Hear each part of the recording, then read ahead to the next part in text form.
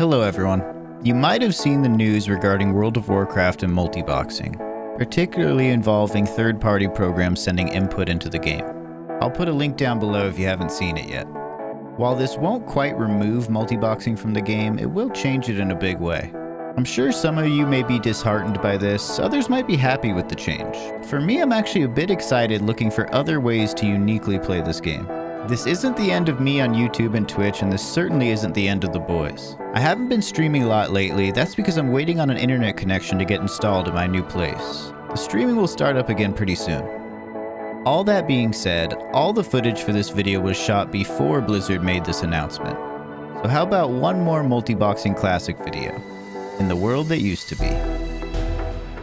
With my team of 5 characters, I have reached max level and set out to take on the most difficult challenges a 5-player team can face.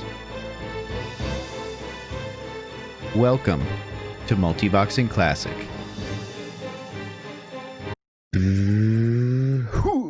I've got a few accomplishments under my belt now with my multibox team. I killed General Drakasath. That one took quite a while to achieve and was a really fun fight. Then I proved that wasn't a fluke by 5-manning a ZG raid boss. But where do I go from here? What's left for me? Right now I'm starting to work on a personal goal, something a little less flashy than fighting a raid boss. I'm going to get epic mounts from my team. That's 5 mounts at 800 gold each for a total of 4,000 gold. Quite a tall order. And I know what you're thinking, why not get the quest mount on my warlock and save a bunch of money? I'll tell you a few reasons why I'm not going to get it. Here goes the rant. First, the mount costs 150 mana to cast. Usually you should have 150 mana, but there could be a situation where you don't. And it gets worse. Since it's a casted spell that costs mana, it shuts off mana regen for 5 seconds, so it'll really cost you like 300 mana to mount. And second, casting a warlock mount is on the global cooldown, whereas normal mounts aren't. Another strike against the Dreadsteed. And third, I just like wolves. I'm starting off with a little over 300 gold. Almost halfway to my first mount. All those Venoxus fights drained my bank out. I think I spent something like 80 gold per attempt on consumables. I'm going to start with some Dire Maul East farming. I've always loved doing this dungeon. It's not the most amazing gold per hour, but I like the pace of it and I love the rich thoriums at the end. Since there's no humanoids in here to kill, most of the money comes from selling things on the auction house. Not much in the way of silver drops or gray items. Ooh, arcane crystal on my first run. Runs take me 12 minutes or less, and that's with killing a few of the satyr packs. Another nice thing about this is that I'll passively build up my stockpiles of demonic runes for my priest. Useful for challenges in the future. And speaking of challenges in the future, I've got one in mind. Getting my team epic mounts is my current goal, but after that, I have another PvE related goal to do. I want to kill a 40-man raid boss. I have some ideas. It'll be one of the Molten Core bosses, and right now I have my eye on Shazra. This will be very difficult and might require me getting some serious gear upgrades on my team, but I'm going to do it. Before Classic WoW comes to an end, I want to 5-man a 40-man raid boss. 10 runs done, time to go to the auction house. See, this is why Strat Live is not a viable option. Bigglesworth server is infested with bots and gold sellers, and they've driven the price of righteous orbs all the way down to 4 gold. These were like 35 gold each a couple of months ago. Alright, I'm up to 500 gold now, still a bit to go until 1 mount in. I'm gonna do some dark rune farming. I used to do this in the past and it was great, like 300 gold an hour, but I think the drop rate has been changed with Phase 5. Here's how I do a run. I fight my way through the starting area, then pull the pack down the stairs on the left. Alright, that pack is done, now I can enter the summoner room. This is where the runes start dropping. I kill everything in this room. It helps to group up as many as I can for AoE.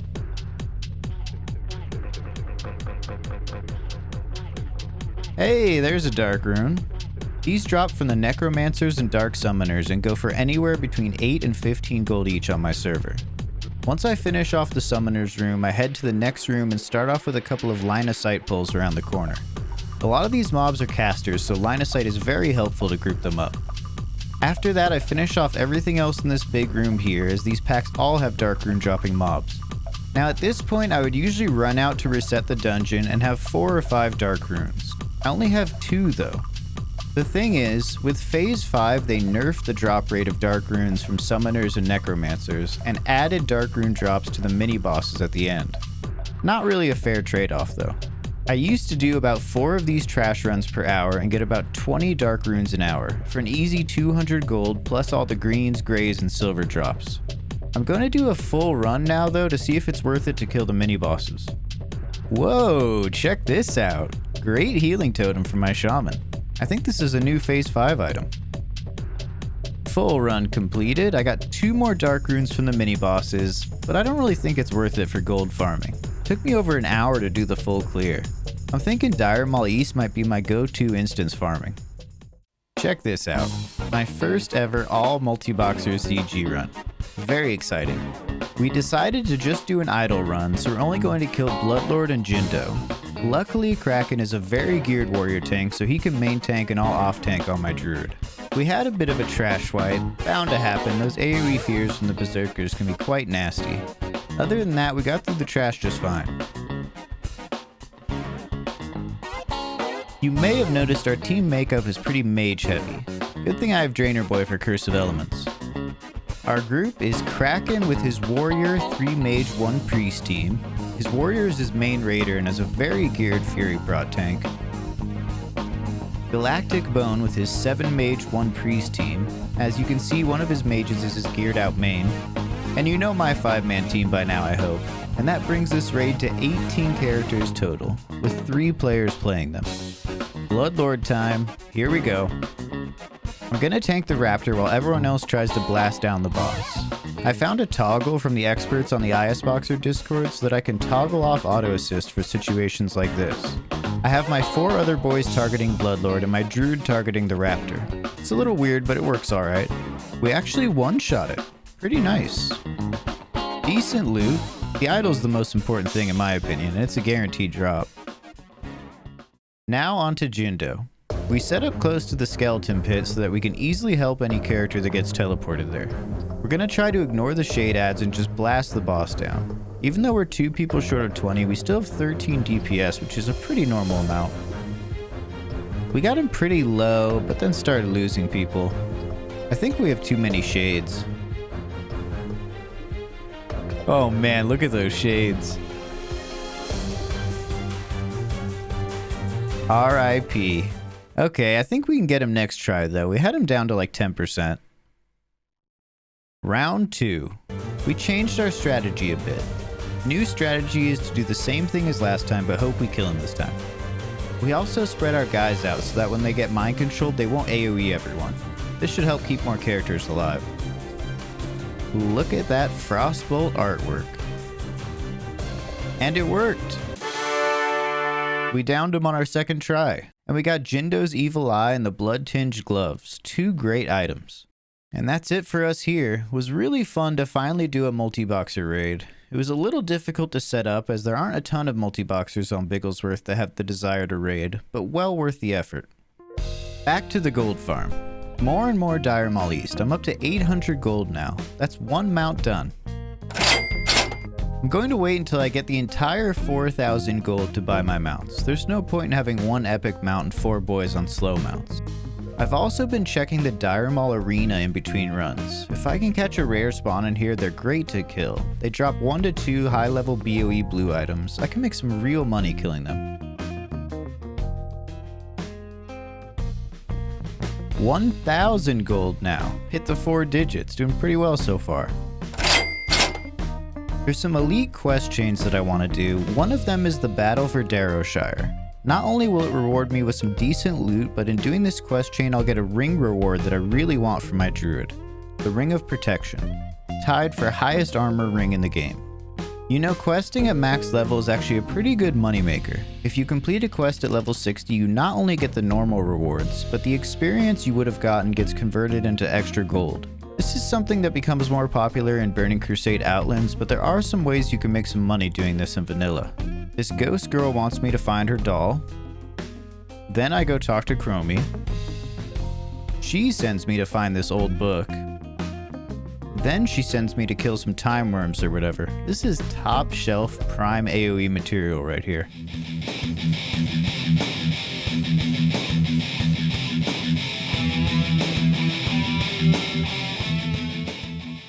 Then a couple more quests involving the recovery of old relics. Alright, turned all those in. Then comes the nasty part. I think this post I found on Wowhead sums it up nicely. Be prepared to hate yourself. Oh, and I'm about to do the quest 4 times more than this person did. I have to kill a bunch of mobs that drop skulls, and some of the skulls turn into a special item, while others turn to dust. Oddly enough, it took me exactly 1 hour of killing these mobs to get the 5 resonating skulls on each of my 5 boys. Not exactly efficient, but I really want that ring for my druid, and the money from this quest chain is a nice break from farming dungeons. Back to Chromie to grab the Battle for Darrowshire quest. If you've played Classic WoW, chances are you did this quest at some point, but it's usually done in a raid group, like 10 to 20 people. I can't remember how many we had when I did this on my warrior. I'm not sure if my 5-man team will be enough. After posting a global chat for a few minutes, no one wanted to come, even with me offering to summon them. What the hell? I'll just try it by myself. Alright, this Horgus guy showed up right away. I killed him. Then I spent like 2 minutes killing packs of undead around the village. Then Red Patch shows up. Fought and killed him.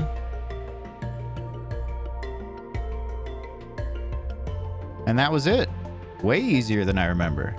I get this sick consumable from the ghost girl, and accept the last quest from her for the rewards. Oh, and by the way, I get all 3 rewards, no need to pick one, plus 6 gold per character.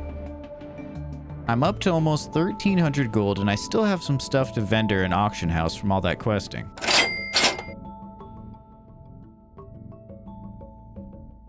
I then did a GDKP BWL run on my warlock for the hell of it. I wanted to take a break from grinding, and I figured I might make some money. I'm one of 2 warlocks in here, and the other guy already has the Nemesis shoulders, so these are going to me. Very nice upgrade. I already have the helmet. If I could get the belt or gloves, that 3-set bonus would be pretty nice. Also, apparently I was 2nd on range DPS in here, so I got a bonus on my split, and that was with no Curse of Shadows. I spent 100 gold on the shoulders and then got paid 455 gold for the run. Pretty good money maker. This run only took like an hour and a half. After the GDKP money and the auctioning of my last round of Dire Maul East loot, I have 1,800 gold on my team. So that's 2 1/4 mounts, almost halfway there. I've done most of the elite quest lines in the game, at least the ones that are easier for multiboxers to do, but I found one more that I want to do. The Raz Frostwhisper questline in Scholomance. I have to come over here to Stromgarde Keep and loot a book on all 5 of the boys. This took about 25 minutes. Okay, now I have to head to Light's Hope Chapel, and they send me to do a full strat undead run. Whoa, I didn't even know this dropped from here. I knew this idol existed, but I didn't expect to just randomly get it. This is best in slot for bear tanks. Very nice. Alright, Bear and Rivendare downed. I think I have to click on this glyph on the floor. After talking with the guy in Plague Lanes, I'm now on the last part of the quest. Kill Raz Frostwhisper.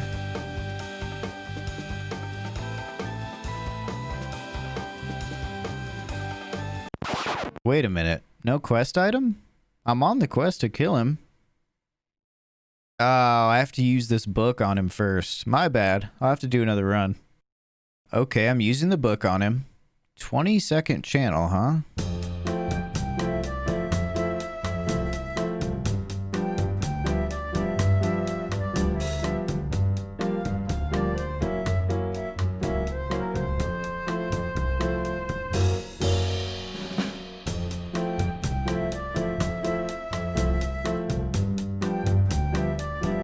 He's naked? Oh no. I got his head. Time to finish the quest chain. Look at this. With the money reward and the 2 items, that's like 15 gold per character. Very nice. I figured I'd finish out the Skolo run, and I got this ring. Nice little upgrade for my shaman. Alright, I'm up to almost 2200 gold, or around 2 3/4 mounts, over halfway now.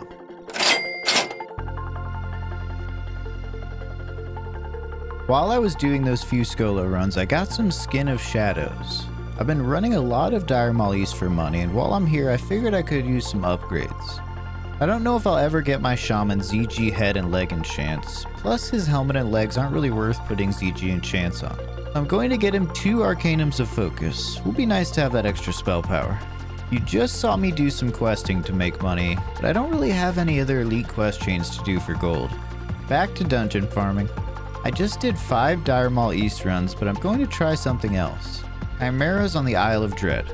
I've done this before and it can be quite a decent moneymaker. They drop the Tenderloins, which is the only way to make the 25 stamina food that tanks crave so much. Oh, and I'm up to 2800 gold now. That's 3.5 mounts. I only stayed for a bit and got 4 Tenderloins since someone else showed up to take kills from me. I'm going to head back to Dire Mall East and finish out tonight's farming session. Look at all these goodies. That's the loot from 10 runs of Dire Mall East, plus plenty of rune cloth and gray items I have on my other boys.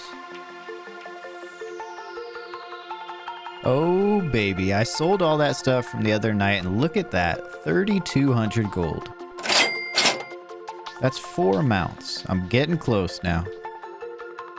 More Dire Mall East runs. I've always really liked this dungeon, and I don't really have many other options. Let me break it down.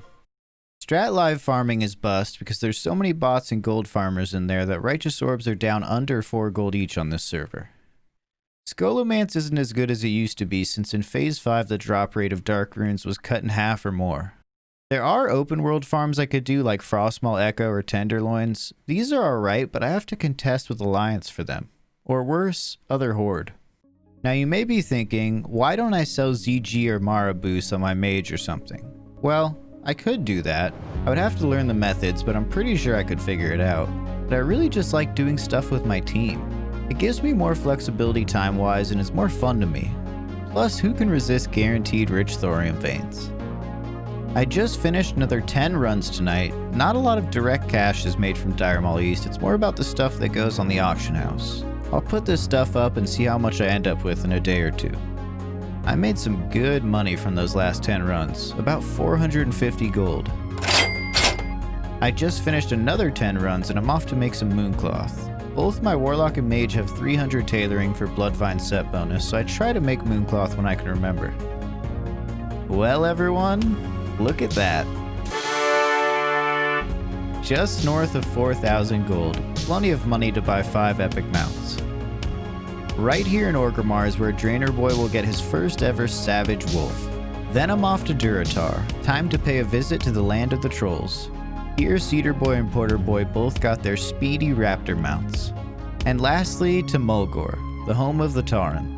Here Tankerboy and Shockerboy will get their fierce Kodo mounts. But I ran into a bit of a problem. Not a single one of my boys is honored with Thunder Bluff, meaning the mounts cost 900 gold each. Ouch. But worry not, mounts are actually bind on use. I called in help from a guildie with exalted Thunder Bluff reputation and he bought the mounts for me. 800 gold each. And there we are. 5 boys, 5 swift mounts, and 1 cinematic experience. Took me lots and lots of farming and I just went from pretty rich to pretty poor, but now I have my whole team on epic mounts. I can say I'm very happy to achieve this finally. Now I'll be zipping around Azeroth on my team. Now that I got that out of the way, I guess I have plenty of time to figure out how to 5-man a 40-man raid boss. Hello again. I hope you enjoyed the video. But what now? With the changes to Blizzard's terms of service, what becomes of the 5-man raid boss dream? I don't know. I'm equally excited and frightened, but I don't quite know what the future holds for my team. Multiboxing will still exist, it'll just look a lot different. In fact, just the other day I did some multiboxing in Dire Mall East, with no software. I had my warrior and shaman and I 2-manned a jump run with just alt-tabbing. Before, when I was looking at 5-manning a 40-man raid boss, I thought my chances were slim. But now that I can't easily use all 5 of my boys at once, it might be near impossible. I can still 5-man dungeons with my team, but it's a lot more intensive and difficult. This won't be the last episode of the series, and this definitely won't be the last YouTube video I make. I have some things in mind. I think I might put some more time into individual characters. I'll wait and see exactly what these changes mean and what future challenges might look like for my team. If you've made it this far in the series, I thank you for watching the videos. Making these videos has made playing my team all the more fun. With Nax coming out, I'm very excited to raid it on my warrior, and I will start streaming again soon. Thank you for watching the video, I hope you enjoyed it. If you'd like to watch me in real time, I stream on Twitch every Monday, Tuesday, and Friday, and have a link below for my Discord server. Until next time, happy gaming.